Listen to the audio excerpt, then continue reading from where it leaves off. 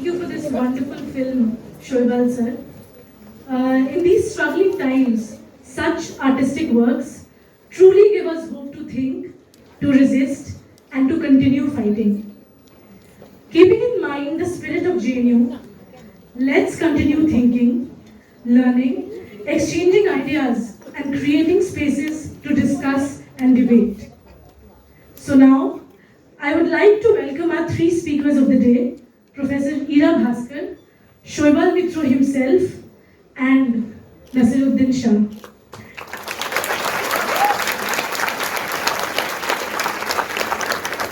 I would also like to mention that Ratna Pathak ma'am has arrived too, with whom you will be interacting in the next session. So welcome again everyone. Thank you for being here. Thank you, Vasudha. Is this working? Yeah. Okay. We've already met Saibal Mitra, the director of the film, this wonderful film. And Naseer Saab is here, who needs no introduction to this audience. But I, as a young person in college, and as a member of the Film Society, we began my sort of film studies career, as it were, with Naseer Saab and his early films of the 70s. And we had the privilege, I was telling him outside, of having him with us at Lady Shriram College for a discussion on Nishant, Manthan and Bhumika in 1977, in October 1977. So that was wonderful, and I'm sure, so this is a little fan moment from my side for Naseer Saab. Of course, he's been, I mean, what can I say, you know, he's a Padma Shri, a Padma Bhushan awardee, he's won all these national awards and Filmfare awards and various kinds of awards all over the world. He's a legend of our cinema, of Indian cinema, because he's also worked in many different languages. So while the early films of Benegal and Govind Nihalani and Sai Paranjpa and so many others are films that we grew up on in the 1970s and 80s. Generation after have also seen him in very, very major films that followed in Bombay cinema and in other language cinemas as well.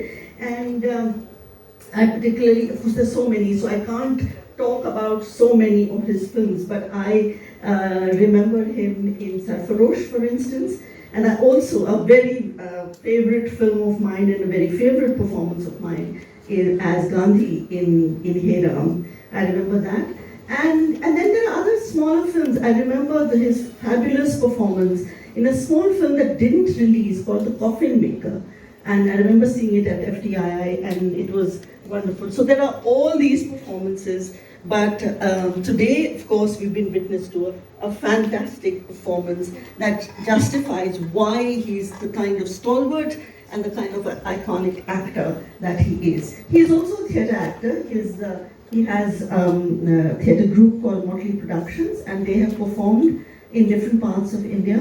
And today, of course, we're going to, after the session, yeah, you're performing here. So please join me once again in welcoming Naseeruddin Shah.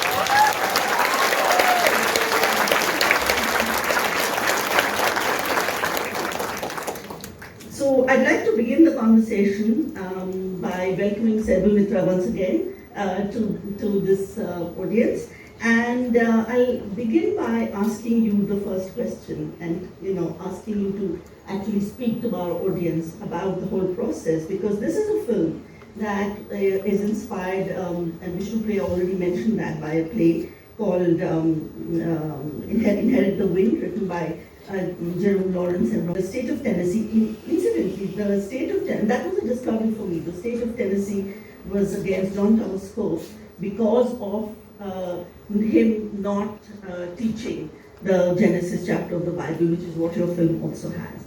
So I was really interested in understanding the process, because you adapted that play from 1920, I mean the trial from 1925 to the discourses of today, almost 100 years later. So it's been 100 years since that incident and today. So I wanted to ask you to please speak about that whole process of adaptation, because I'm sure I haven't read the play, so I don't know, but I'm sure you had to adapt a lot of things for the current situation and the discourses of the current. So if you could speak a little bit about that.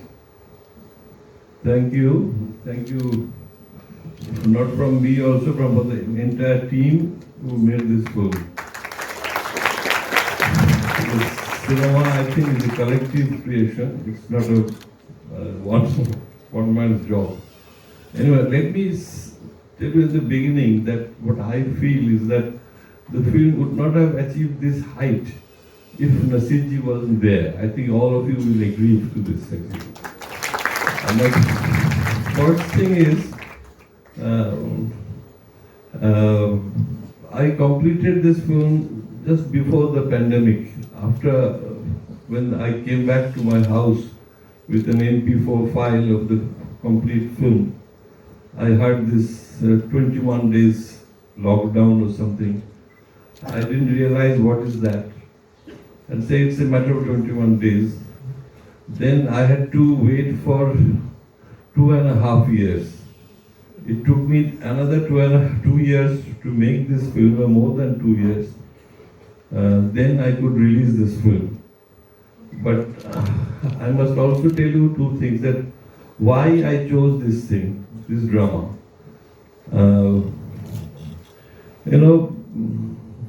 I am a kind of person or filmmaker who always tries to react to my immediate surroundings, my country, my countrymen.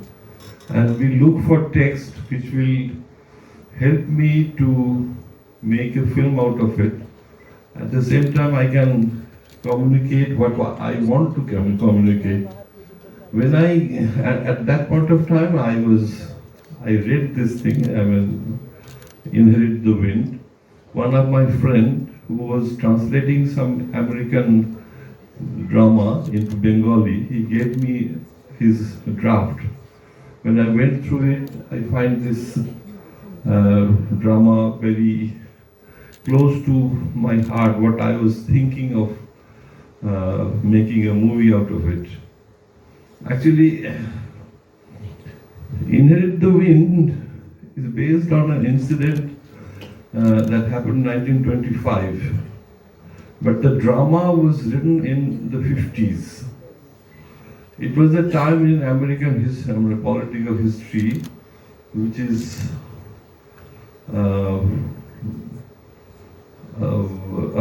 time where all the leftists were under attack, and Chaplin had to leave America. Hollywood was very much a very disturbed place, and McCarthy era. What I thought, I am living now in our kind of McCarthy era, Indian McCarthy era, you can say. So, then I said, okay, let's try. Then I started writing the script, and then while adopting it into Indian context, I tried to replace the Bible part with Veda or something like that. But I found it very difficult. Our Hinduism is not a very coded religion. And to write a script or to make a film within a certain period of time will be difficult to go through all the Hindu scriptures and many things are there. There are areas where you can attack, but still there are other interpretations are there also. So I thought, okay, let me use it as a pretext or as a facade of not directly targeting any particular religion or majority religion. At that time, I also tried to name this film as I Am Not a Hindu. So Naseerji said, don't be so blunt. That would have been terrible. Terrible. So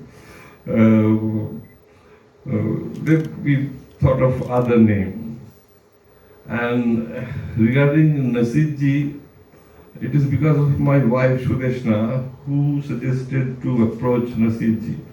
Naseerji never knew me. I just sent one SMS to him, and immediately came the reply, "Come to Mumbai with your script." So I was shocked, and then I said, "Okay, I'm coming." Then I realized I wrote it in Bengali, so I asked for time. I had to translate it to English, and then the process started. And actually, what I had to say, it's there in the movie. So you all saw it, you know what is it. No point telling anything more than that actually here. But I enjoyed working with Soumitra and Naseerji and all other actors. But some of them are not there. I lost them during the pandemic. So now it's very difficult for me to watch the movies. It's a very personal loss. One of the people who are not with me, Jagannath Guha, Soumitra and other people who are not there. So it gives me a pain. So I don't watch the movie. It's there, and I know whenever the movie was screened, people enjoyed it. People text me, said it's a good movie, everything. I released it all over India, but we don't have that much of money to publicize, or it's a huge thing. I mean, publicity and other thing. And people are asking me why it should come on the OTT and other thing. I was just telling Ratnaji, we don't have any place in OTT. People loved it in OTT. Some executive told me we liked it, but we don't dare to take this film on our platform. So maybe, I don't know, someday on YouTube we will find this film. It's for the people. Yes, thank you.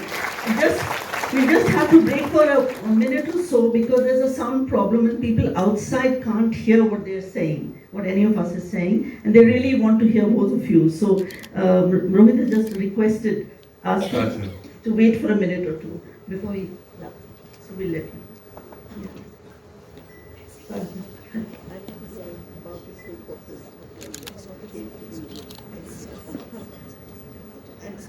Thanks a lot. You all can hear, right, at the back? Yeah. Oh, okay, so we were talking about your process, and I'd like to ask you to respond to that moment when when you came. Of course, you had to, some time was spent in translation, etc. And then a series of emails, I assume, and so on. So if you can just talk a little bit about that process. Well, Inherit the Wind is a play which I read sometime in the mid-70s, and I thought it was a very stimulating piece of writing, and I really wanted to do it on the stage, but it involves so much paraphernalia that I never did get around to doing it. Sorry, and gradually my interest has shifted away from realistic theatre. So I never got to do it, which was a regret until I got this message from Saibal, who told me he's planning a film on it. So my main concern was that it should not seem like an attack on the Christian community, because it could very well and very easily be interpreted as such. And for that I give credit to the adaptation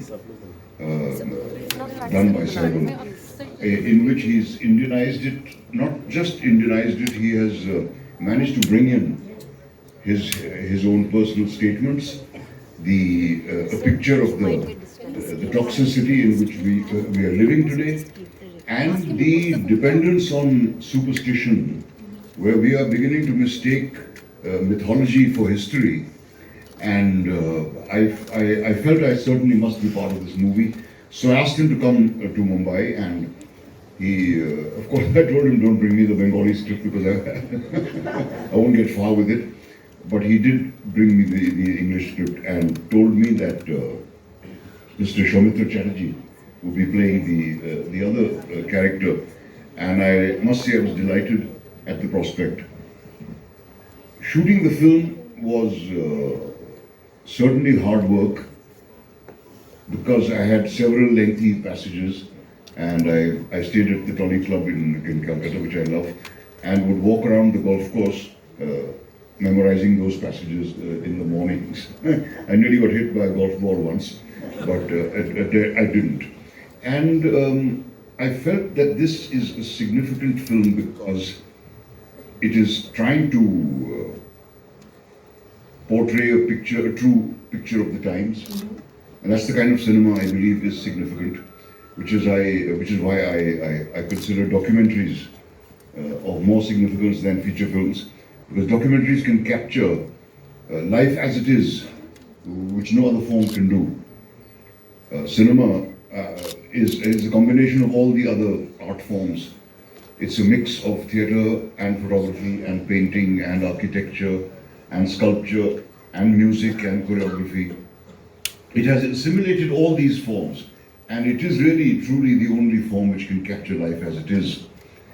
And so I said yes without any hesitation at all. And I'm very glad I did it because this is a film that might be seen 50 years, 100 years later, and will give a true picture of what the situation of our country really was like in our time. Absolutely, absolutely. You said something very interesting when earlier when you spoke, which is that you were looking for which text, Hindu text, wondering whether it's the Vedas, and of course because Hinduism has so many different kinds of texts. And I assume that that's why you chose Christianity, which of course we have to remember is a 2,000-year-old.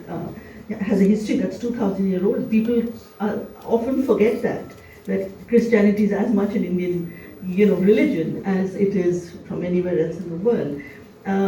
So you chose Christianity, and what I felt watching it several times, I watched it third time today, that enabled you to actually attack what's going on, by displacing it a little away from majoritarian Hindu religion, and you picked up Christianity because most other films today, even in independent cinema, when it picks up the issue of communalism, it's usually Hindu-Muslim. It's usually about Islamic terrorism, blah blah, etc. Now your focus, it is through Christianity that you come, and it broadens the. So I was just wondering whether you thought a little bit about what that would do. Would it deflect the situation? Would it allow you to say more things by addressing the issues through Christianity?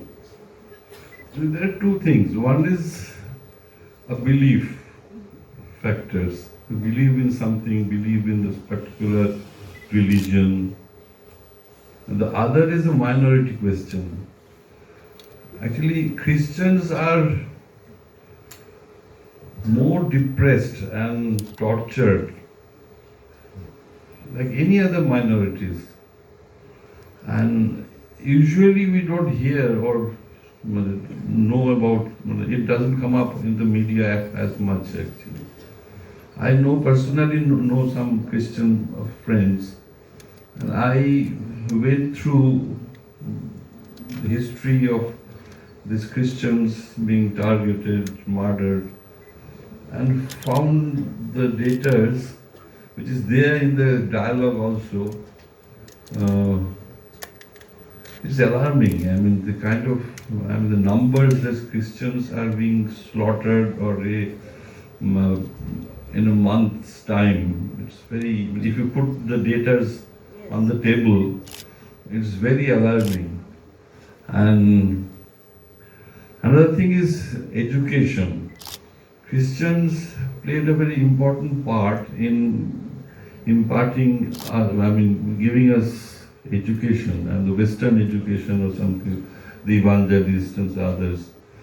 That is a very important thing actually. Every good college or schools you'll find mostly they are from Christian community. I mean, they are funding these things. And in the tribals, when I went for the Reiki to find out the locations, I found this Adivasis, the tribes, are, I mean, they are becoming Christians for two things. One is food, and the other is education. I mean, our character, Kunal Baske, is like that. I've seen that kind of boys or girls there. Because the food is very important. They're very, very poor person. I mean, in Birbhum, I was born in Calcutta, but I I was in Shantiniketan. My school days, college days. I had Dalit friends, but never felt like they are Dalits. I'm Hindu, like that actually, Santals. And some of my friends were Santals, we were my classmates. And I heard from them that their father, they are not Christians, but they become a Christians only because the father thought that if we become a Christian, my son will get this education, which is important, and also kind of welfare work that they do. This is really good, actually, I find.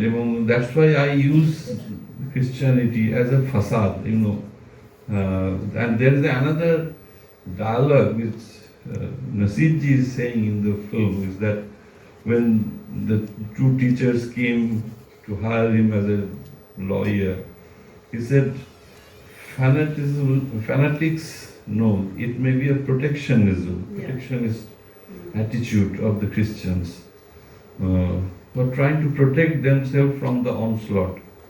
And also, it is very natural when an attack comes from a majoritarian religion. It is obvious the other minority, groups, the religion, they will fight back.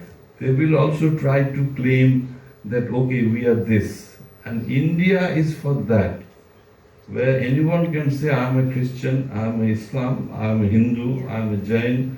They all have the same right to practice and say it and live peacefully.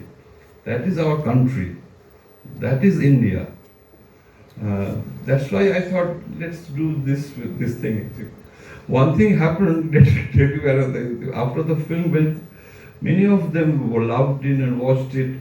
And then after the run was over in the theatre, when people saw me on the road or in any shop or any gathering, they got surprised that I'm outside. Did they expect you to be in prison? Yes. That is the narrative now. So now I'm perfectly fine. So that's how it happened actually. Yeah. No, that's wonderful actually, because your film makes very clear statement that there are many beliefs, many thoughts. It's one of your dialogues, right, in the film. So while shooting the film, in terms of both your interaction with Soumitra Chatterjee and with others, did you feel that the sort of the project, your film's project, your ideas were powerful enough to communicate, because they are really powerful and they touch us immediately?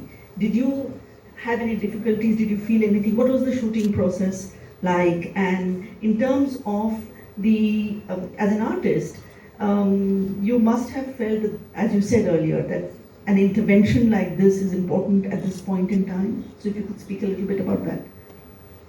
Well, if you mean anxiety about the hate messages on Facebook, no, that didn't bother me. But I did feel a responsibility to definitely be a part of this film. And I would have appeared in any capacity that Saibal wanted me. It wasn't as if I was angling for the protagonist's part. To me, that is of extreme importance.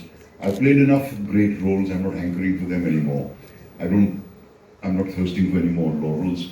I want to be part of films which I feel I will enjoy and which will be remembered.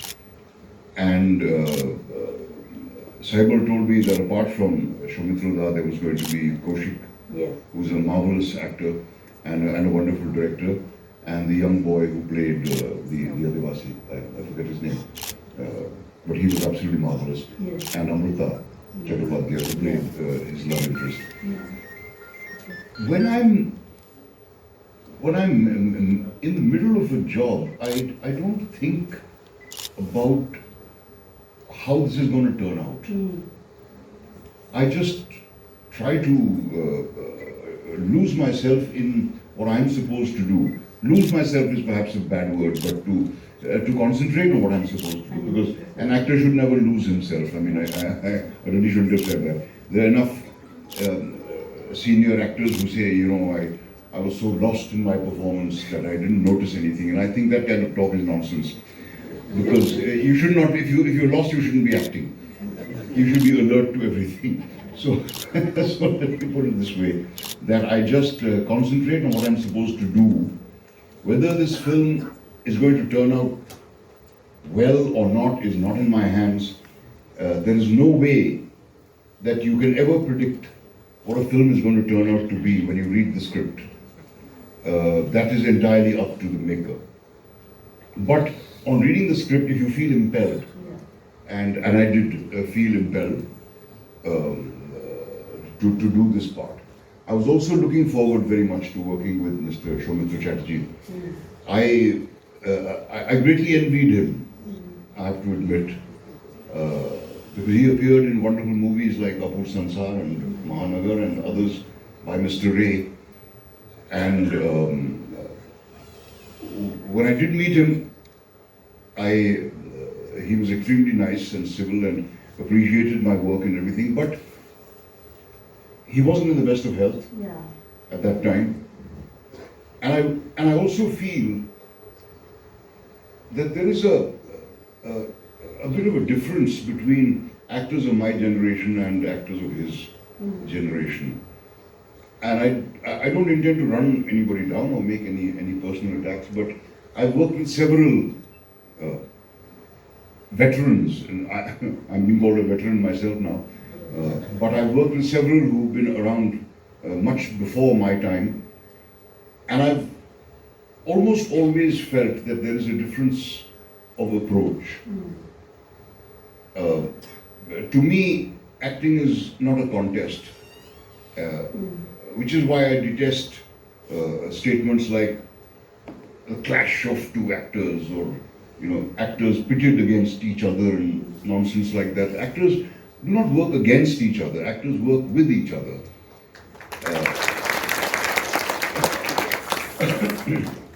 And you cannot be good unless you encourage your fellow actor to do his best. I often meet youngsters who say, sir, we get very nervous when we... And I say, don't talk nonsense, because if I'm making you nervous, then I'm not doing you good. So I try to put them at ease as much as I can. But this is certainly a lacuna between these two schools of acting, if I may call them that. Who knows, 10 years from now, I might be the fossil. Well, in a lot of articles and some interviews that I read, the younger actors and everyone has, they've talked about how you actually encourage them on the set. You help them, give them cues, and and so on. I consider that to be part of my job. Yes, yes, and that passion with which you have approached this role comes through on screen very much. So I was wondering whether while shooting you had any trouble, like Padmavat, shots, or people didn't really know what was going on and didn't really the writing didn't get hold of it, or maybe it's Bengal. No, we were very careful about Naseerji, so that he is not being disturbed. No, but even you and your film. No, we didn't consider ourselves a threat or something. Nothing happened. And also Saumitra for his health. These are two factors I had to manage. As Naseerji was saying, he was not very good health. I saw Naseerji giving Shomitra the cue of his lines. Yeah. Naseerji, Shomitra used to work for only 4 hours. After that, he couldn't act. So we had to concentrate every morning on Shomitra's shots. And then when he's gone, we used to take Naseerji's. At that time, the kind of respect Naseerji had for Shomitra, because usually the assistants give the dialogues from the outside of the frame. Naseerji used to give him the dialogues so that he can perform. Because maybe Naseerji's shots were taken just yesterday. Now he came to give his part of his shots. So Naseerji used to act just the way he had acted in his shot yesterday. That helped also. And I also made some tricks so that Shomitra also, losing his memory. Memorizing lines was becoming very difficult for him. So I had to plan it in such a way, I had to edit the shots before I take. That this much of dialogue will be on his lip, on the shot, and these lines will be off. So those lines he added during the dubbing. And when he was dubbing the movie, and actually it is his last complete film. With shot and dubbed. While watching this movie, I can sense that Shomitra was trying to gather strength so that through dubbing he can elevate his performance or make it more what he actually wanted to do during the shooting but couldn't do because of his health. He used to tell me, Shoaib, if I had that strength, that was very pathetic and very way to. No, it was actually really poignant to watch him. It was very sad to watch. And when he collapses, that was really a moment that was very sort of touching because he was very eager to watch, but that time it was pandemic, everything closed. I said, okay, I'll arrange a show only for you. No one will be there. So he said, okay, I will tell you when I will go. But then he himself went out to shoot, which we all said, please Shomitra, don't go. But he was restless. He cannot just stay back in the home. And then everything. So he never saw the film? No, at the dubbing stage only. Saw the whole film in the dubbing. But he was very eager to watch the complete movie. And the threats, etc., there was nothing, no discussion, nothing like that. Okay, that's good. And it was shot in Bengal, the entire film? Yeah, entirely Bengal.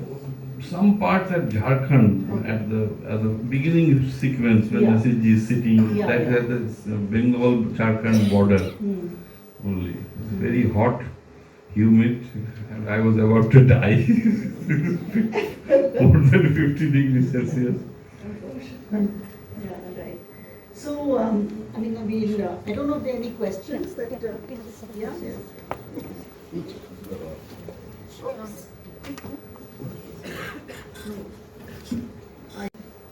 as seen as most dangerous to the people.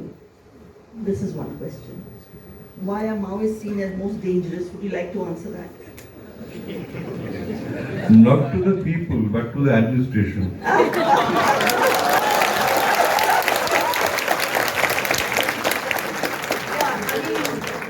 I don't know if you know, but the reputation of JNU is that it's an institution that produces Maoists and terrorists. Okay. To the director, sir, kindly explain the relevance of the Hindu deity Lord Ram, I think, strolling around on different occasions. Ram se bach ke rehna. Actually, these are we call in Bengal it's Bohurupi. They are artists. It's very typical of Birbhum. There's a village in Birbhum where all of them are this Bohurupi artists. I mean, some of them become Ram, some Sita, some Krishna, and move around in trains and roads and buses and begging. But like the Bauls of Bengal, the Borupis are also very typical of Bengal. So I thought, why not use them? Sometimes appearing with an arrow, moving around this No, in the actually, courtroom yeah. without saying anything. Actually, it's very interesting because they keep appearing, and of course there are these processions also, and some fellows in a truck going by, Jai Shri Ram, etc.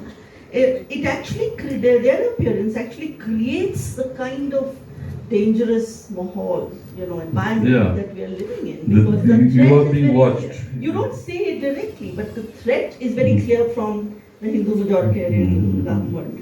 And it's religion that they're using to do that, as in one of your, speeches. Actually, that is not the actual Ram, I think. Ram is very close to people's heart, Indian people's heart. I mean, the one in Bengali we call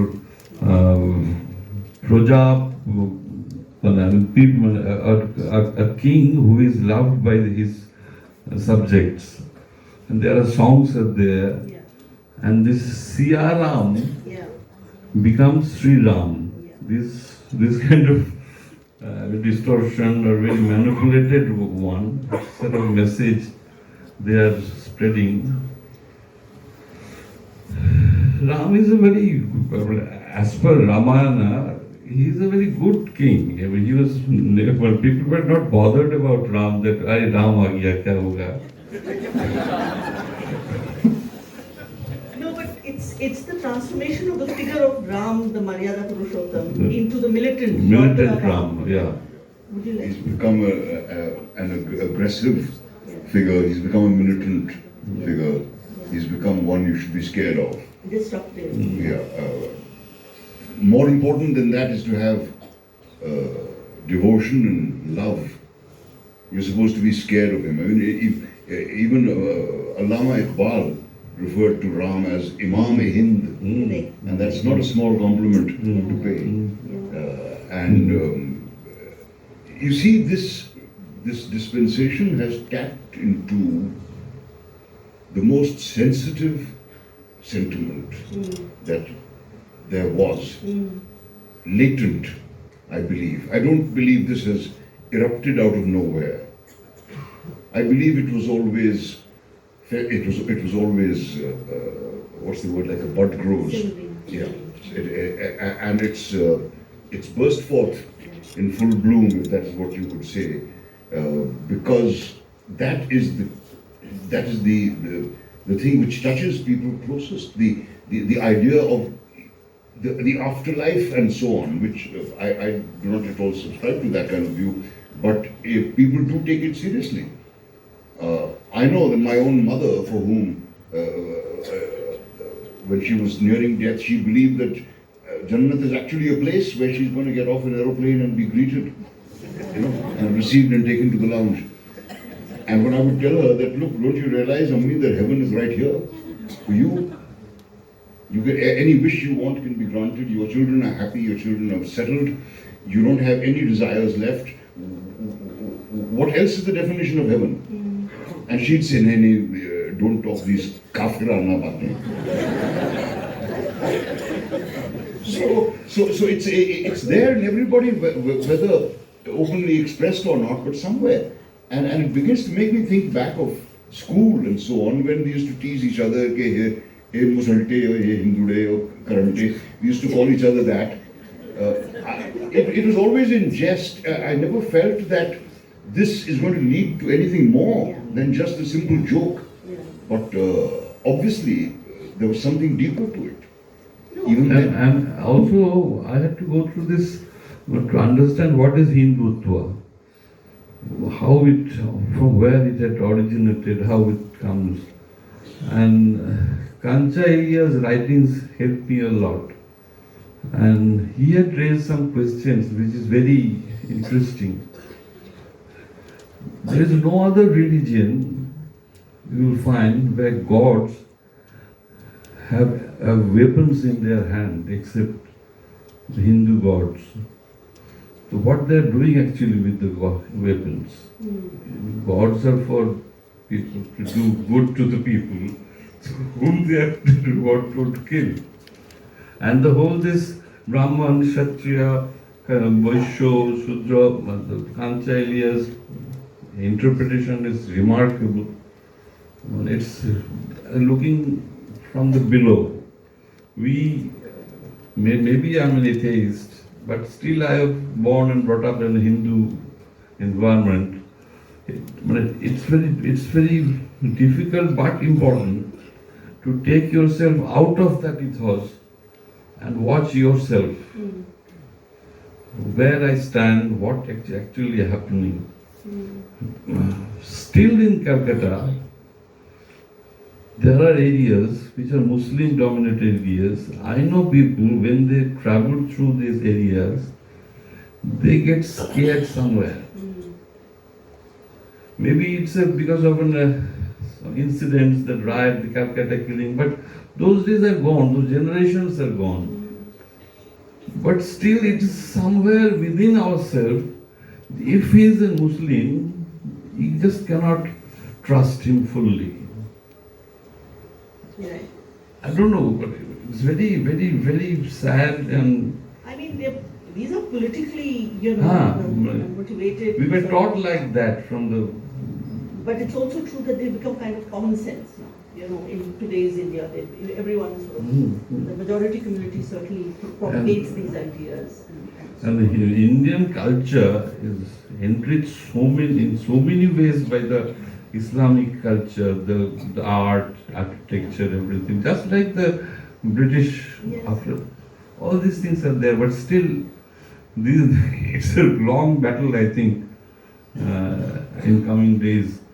Maybe we need to. Actually, I don't love making movies with what they call content-driven movies. The movie must tell you where you live, who are the people around you. That is very important.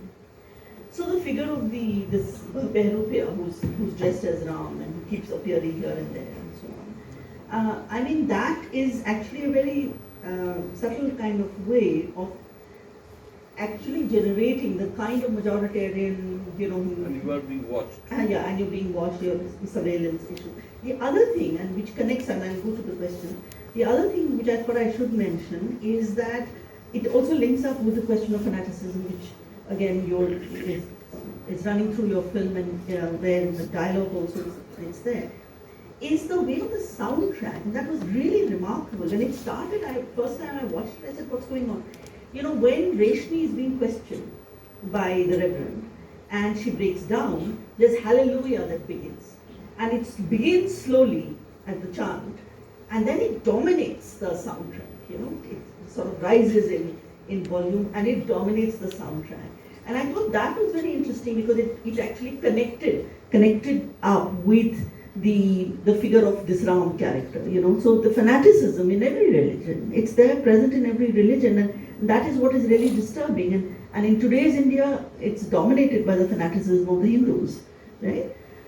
So that I really liked very much, and I sort of watched, when I watched the second time, I marked the various places. It occurs again later in the film, which is very important. So another question, the role of academia in cinema. How can we incorporate various academic disciplines or maybe their field work, research as an interdisciplinary project with screenplay, fiction, or maybe with documentaries, filmmaking and academia in totality? The relationship between filmmaking and academia, I think that's what the question is asking. How can academia contribute? How can, we want to feel important here. Let me be blunt. Learning filmmaking in the classroom is not possible. You have to be on the road, must have a camera and just keep on shooting. I think whether you have heard the name of a movie is a film called A Man with a Movie Camera. So nowadays it is very easy, man with a mobile camera. You have your camera with you in your pocket. And you can just shoot anything that you want. And then use those shots, develop a movie, discover the movie. That is important. And to become a movie maker, you have to work hard. And nowadays, I see some white collar filmmakers. But when I started, there was reels, huge reels. To carry those reels were very, very tough. So we had to travel from Calcutta to Mumbai or to Madras to go to the lab, get it developed, print, everything. But now it's only a pen drive or something in your pocket, you can go to anywhere, or you can just mail it to your lab. And so the physical proximity with the cinema, nowadays we cannot touch the shot. There was a time when you will see movies, photos of the masters of India or abroad, watching with the films strip watching. That is something, but that is not there. But we cannot see what we shot. Why I today came and was so particular about the projection, starting from the aspect ratio, people call it 16:9. 16 is not the reaction right. I have to tell them the actual aspect ratio, then you get the actual image. Now the tonality, all these things are so important, and in digital age it is so confusing. It's very difficult to understand, and in an analog days, the negative was the last thing. When it is there in the negative, it's done, it's okay. But now I can create a green cast on the whole film, just with the tweak of a switch or something like that. Or suddenly a film become more blurred. So you have to be very particular. This is the thing. I have never been to any college or any Pune or somewhere, anywhere. I learned filmmaking from television studios, from other technicians, filmmakers.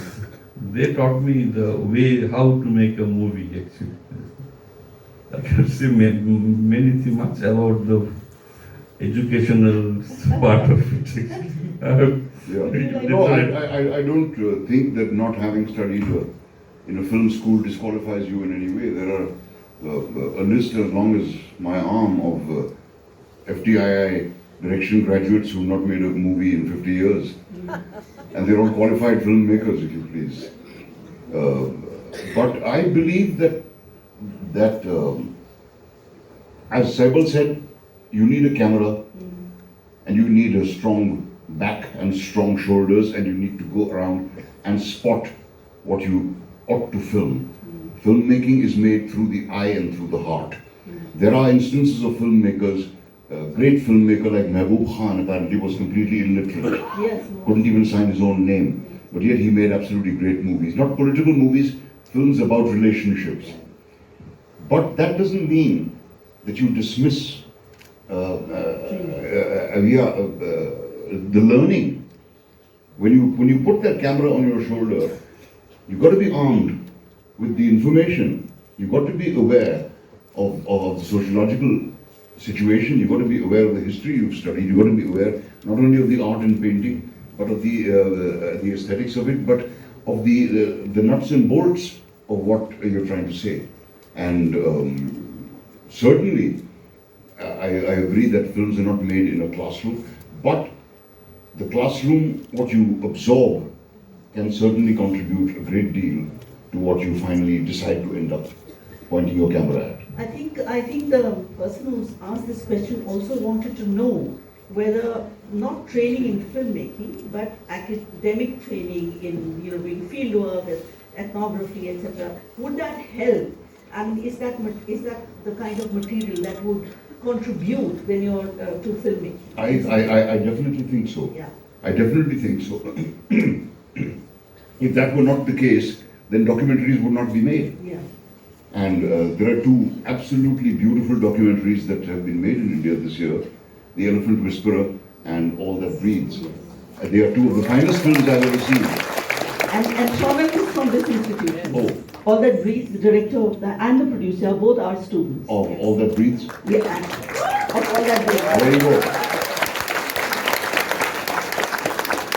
Not surprising. He knew what he wanted to say, and he knew how he wanted to say it. Yes. So there's a... I just want to add, once John Ford was asked, he made a film in silent era. It's called Three Bad Men. And he was asked, how you made this film? His answer was, with a camera. And then there's a saying, if you want to make the movies, the answer is read, read, read. Yes, thank you.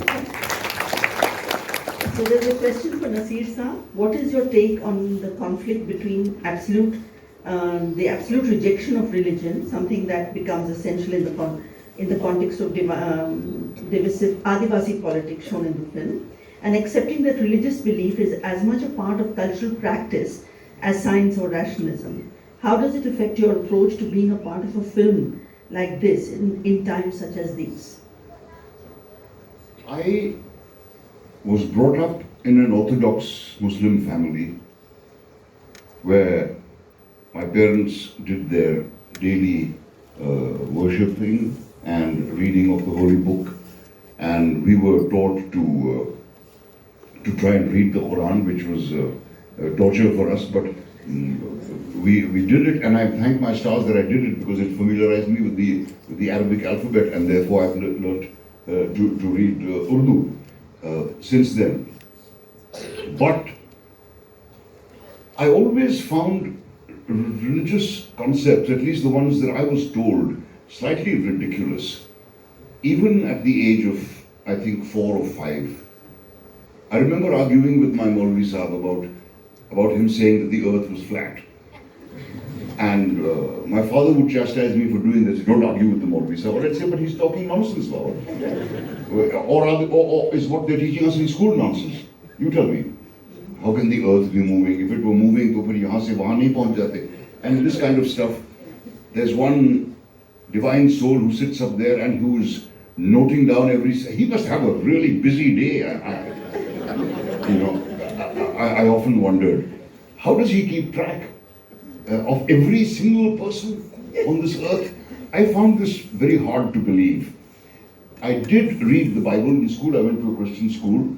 I have read parts of the Ramcharitmanas, and I've read bits of the Quran. And all I can say is that they were written by great writers. Whether they're divine revelations or not, I'm not getting into that area, and I'm not getting into an argument about that. I do not know if they were divine revelations, but they are great literature. And I think that being exposed to the sounds of the Arabic language and the Latin language and the Sanskrit language early in life has helped me immensely in my diction. But religion has never played an important part in my life. I remember one day when I was without work very early, around 1975, I'd done one film and I was not getting any other work. And there were days when I went hungry and there were days when I went penniless and so on. And one day I was so desperate that I said, कि चलो नमाज पढ़ता हूँ, शायद कुछ सुकून मिल जाए मुझे. And I did the wuzu and I spread out the janamaz, and suddenly I said, what is this nonsense? What am I doing? Am I going to buy sabzi? I'm going to buy alus and tomato. I'm going to barter with the old man. I'm going to say, I'm going to praise you and you do something for me. No, this kind of bargaining I don't get. And since that day, I have not prayed except in gratitude. That's the only kind of prayer that I consider to be important.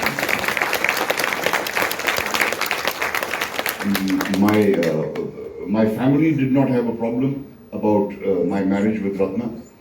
None of them criticized or said you're living in sin or anything of the sort. So it has never figured in my life. It's only now that I'm becoming aware of my identity as a Muslim, which I never was. And I think that's a terrible thing. I think in India we grew up and you did, I did. We weren't It's so aware of these identities. we were not. And I used to wonder when the Maulvi Sahib said all Muslims will go to heaven and all non-Muslims will go to hell. So I used to wonder why will K.C. Singh, my best friend, go to hell? He's a hell of a good guy. He likes his parents. He's an obedient chap. He's a good student. And why does he have to go to hell? And I'm going to go to heaven with all my flaws. The hell would be far more full of interesting people, I'm sure. It's like Paradise Lost. No? Satan is a really interesting figure in Paradise Lost. Question for you. Why does Bollywood shy away from making movies that do not conform to the dominant and hegemonic ideologies? Bollywood has nothing to do with life.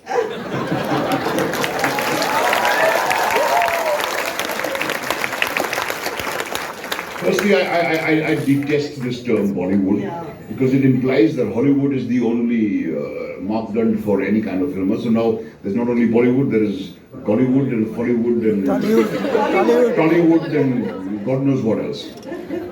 But it never has had any connection to real life.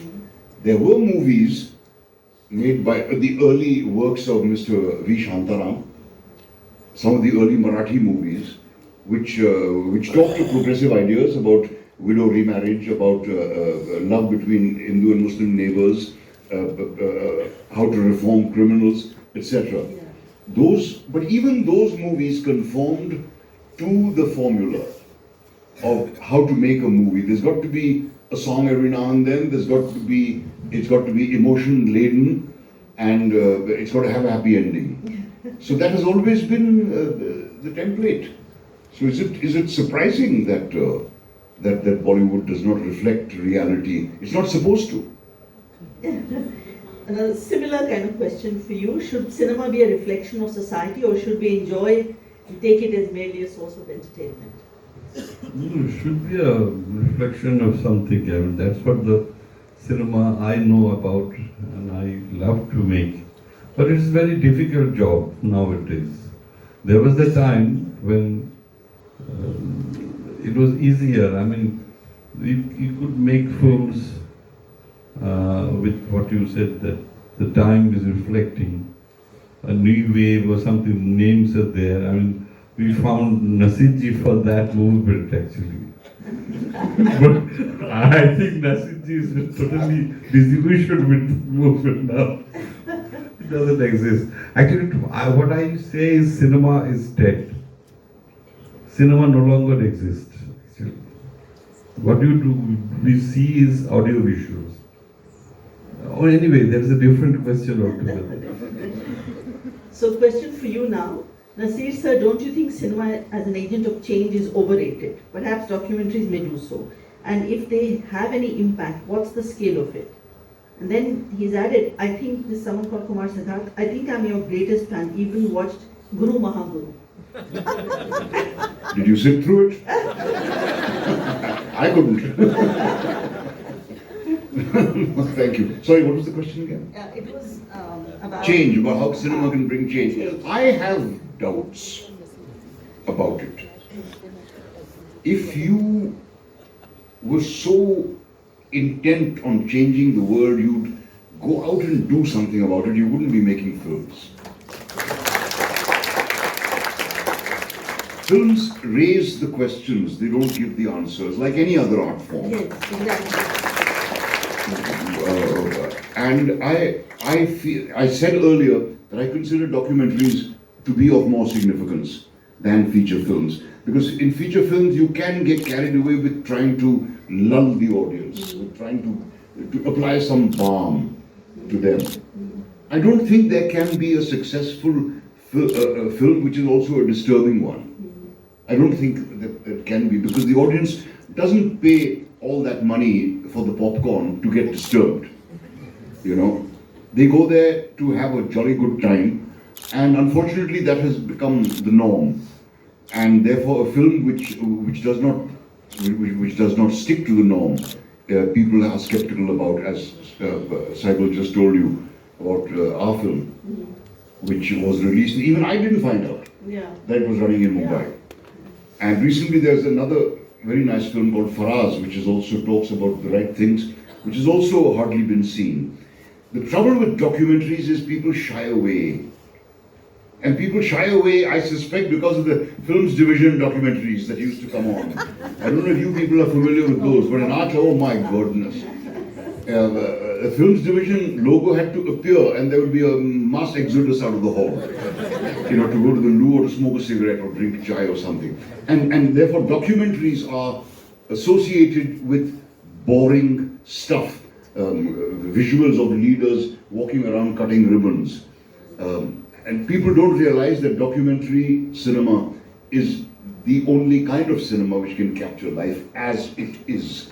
And therefore, I think that more heed should be paid to those who aspire to make films, to make documentaries. But this is also a question that's never asked about literature, painting, or even, you know, that should be an agent of change. But film, yes, filmmakers always ask this question. Right, I think because film is such a visceral kind of experience. And a mass experience, which I'm afraid it's going to cease to be in 10 years' time. I've been predicting the disappearance of cinema halls completely. It will happen, it's already on its way. And maybe film will then become a solitary experience, not a collective one as it used to be. Hopefully that won't happen to the theatre. But Pathan has, it was very collective. I mean, if you watch it on a single screen, or even you have one of those new revised versions, people dancing and singing on the... Yeah, I think a lot of it has to do with the kind of sympathy the Shah Rukh Khan commands. Especially now, post the trouble that Exactly, yeah. And I must say he conducted himself in a very dignified manner. I haven't seen Pathan. I don't think I'll see it.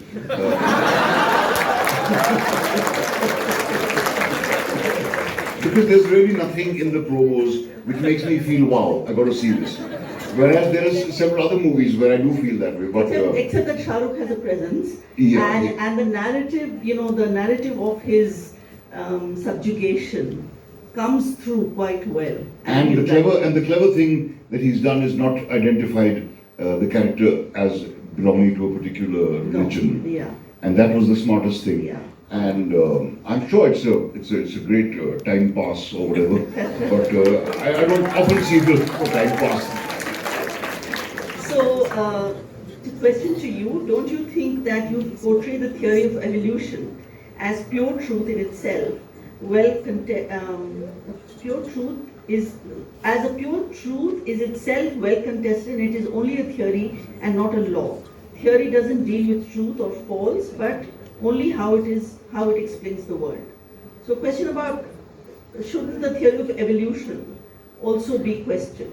I think that's what this question is. It has already been questioned nowadays. I mean, people are working on it, and it is natural. I mean, the time that Darwin did this job, he had nothing with him. He didn't have the genealogy, use of gene and other things. Just only by observing, he had come up with this theory. And you know that he was scared when he realized that he had found something which is sort of alternative to God and the creation and other things.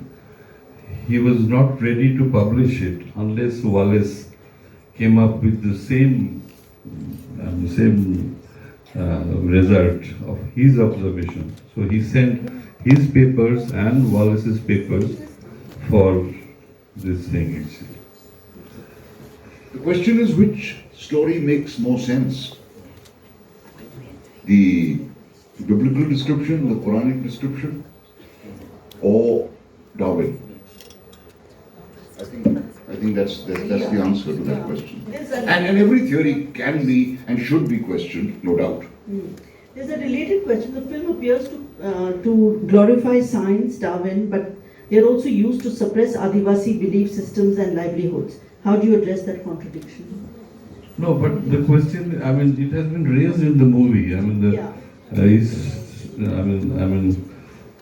Kunal did say that I have never heard of my God, Boma in the schools.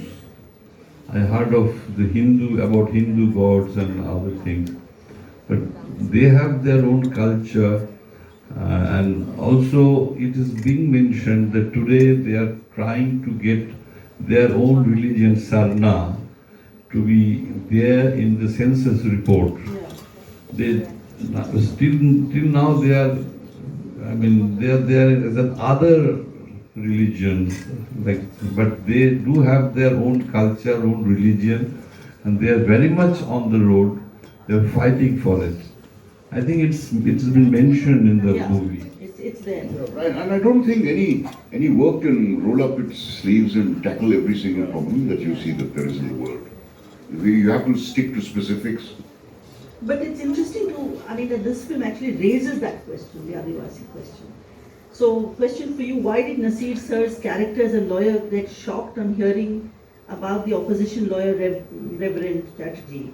What made him fight the case? What stuck when he heard his name?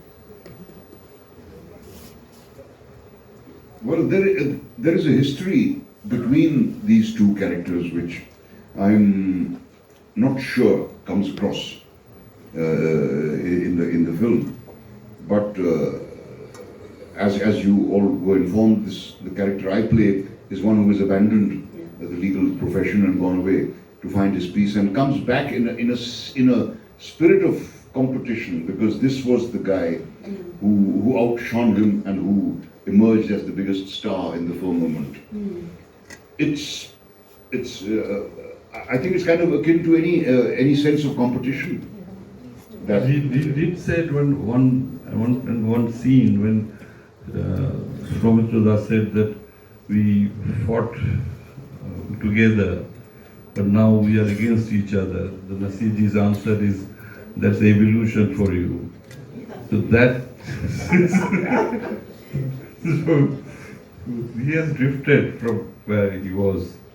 But for my own self, what I did decide about this character was that his beliefs are similar to mine. Rather, my beliefs are similar to his.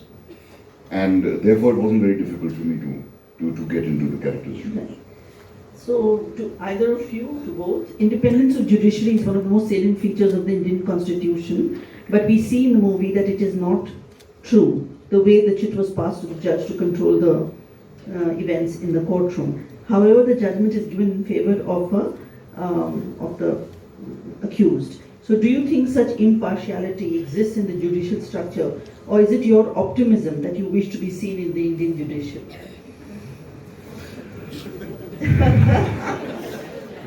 You can say it's your optimism. Okay, with the optimism that we have, but the scene that where this ceiling fall down and other things are indication to what the judiciary is actually. When I went around in the lower court, forget Supreme Court, the kind of atmosphere I saw, kind of rooms I saw, is horrible. And I can share one incident when I was just watching. I was sitting, listening to something going on, and the judge was about to deliver his verdict, and the convict was there in a place somewhere. He had a tooth nail. He was picking his tooth, and he said, "How about giving him a death sentence? What do you think? What do you think?" And the person in the box, he is an Adivasi, was like shocked and couldn't do anything, couldn't come out of that area. And it's tremendous. Very pathetic. The lower courts, if you visit there, and the dates that they get, months after months, year after year, it's dragging, and the kind of money the people are losing for nothing, just a case. Yeah. It's a very terrible situation. Question for you, Mr. Saab. As an actor from a minority community, is there any apprehension that you face in terms of taking up such roles and being a part of such films? What is it that pushes you to do it regardless of the vicious witch hunt of artists who speak the truth in the context of mainstream cinema in India, taking a horrifying kind of submission to the dominant ideology and propaganda films? Love the movie, by the way, in Club Zindabad. That's how this is.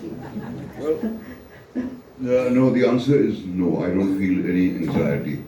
I feel a sense of responsibility toward films which I believe are stating something that should be stated and which people are not very vocal about.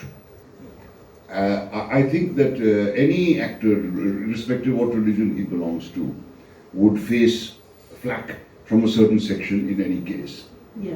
And my being a Muslim in the film industry, I don't think is in any way an anomaly, because if you just go by the contribution of Muslims to the film industry, it's quite incredibly high.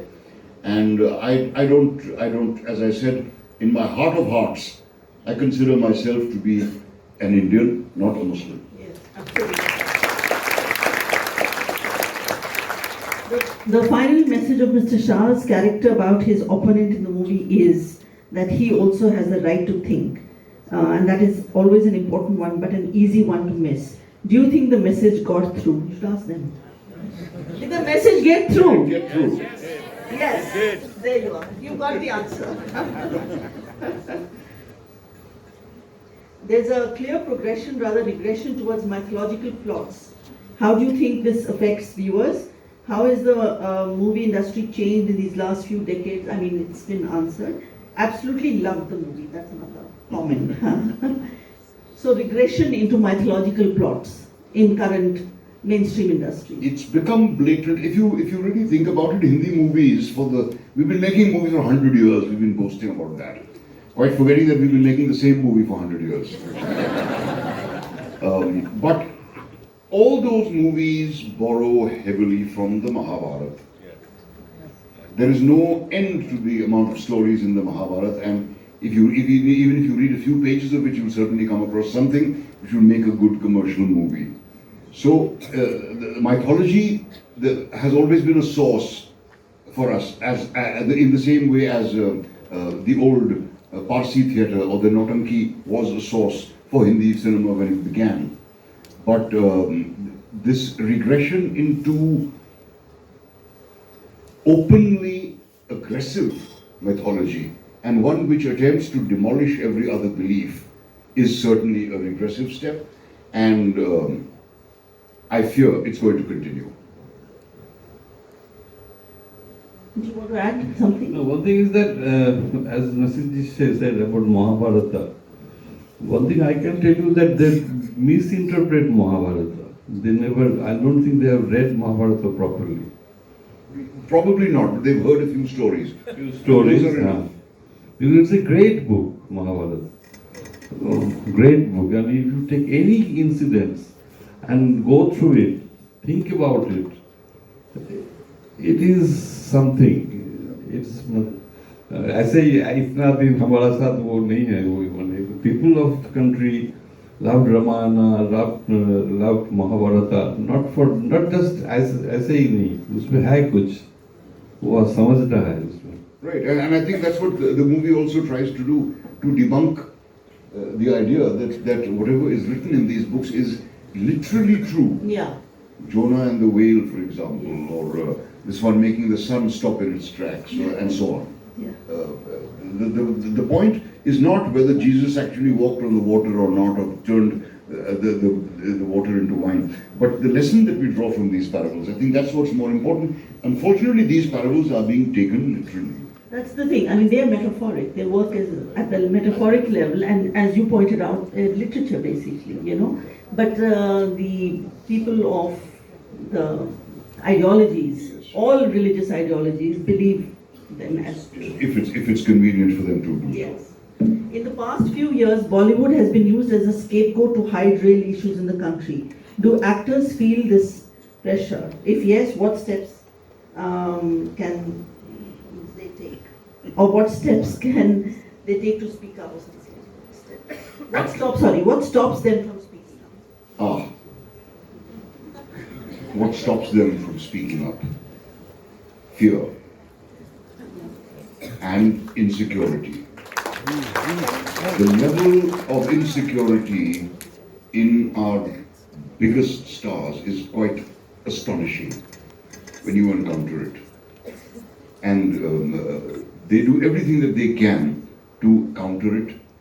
They fear they have too much to lose. And perhaps they do, but my question is, if you lose a couple of endorsements, how much will that impoverish you? If you need to, either they're afraid or they don't agree with the point of view that something is seriously rotten in the state over here. There are plenty of them who do believe that this is the golden age that we are living through, and they are entitled to their opinion. And actors don't feel, by and large, that they have any social responsibility. There's a question about the recent Allahabad court case, High Court case against the Tandav web series, and the producer was accused of blasphemy. And were you afraid about such kinds of to both of you? Such kind of a response, and what the cost of this would be? I mean, the cost of being accused of this, I suppose. Well, it didn't happen till now. So my film is over. I mean, I made this film, it was screened, people have watched it. Now I think nothing will happen to this. Chala gaya, bun gaya. I think Bengal probably has something to do with it. Because if it was being shot in UP or then the guy comes in, maybe. That is true. Then I'm not sure how long I can continue. Not much, you have to start wrapping. Okay, so there are lots of other questions, mostly about, similar questions about, what we can do to intervene in this present moment, what is the role of artists like you. Vote properly.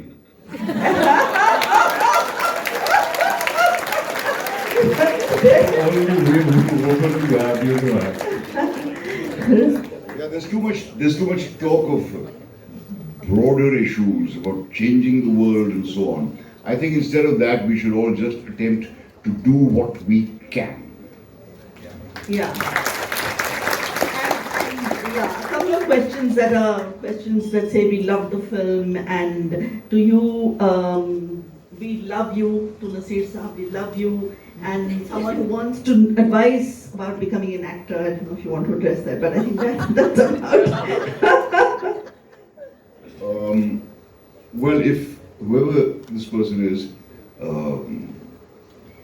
don't ever question the decision. Because if you do, you're going to get discouraged. First of all, you've got to be sure that you want to do this. You've got to be sure that if you were told you were never to act in your life, you would rather die.